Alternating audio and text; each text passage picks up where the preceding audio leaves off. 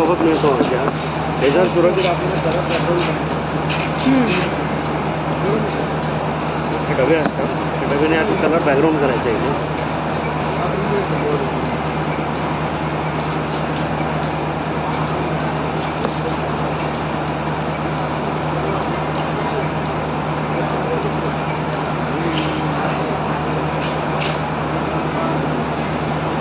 हा बेस झाला. Okay. Base झाल्यानंतर आपण एक सेंटर पॉईंट काढतो याचा. तो सेंटर आणि हा डिझाईनचा सेंटर असतो तो तिथे मॅच करायचा. त्यानंतर मला फक्त वरती रांगोळी टाकायची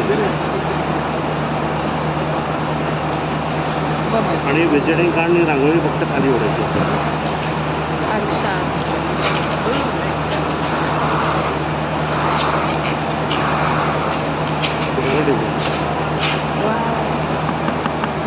कुठलाही डिझाईन घेतलं तर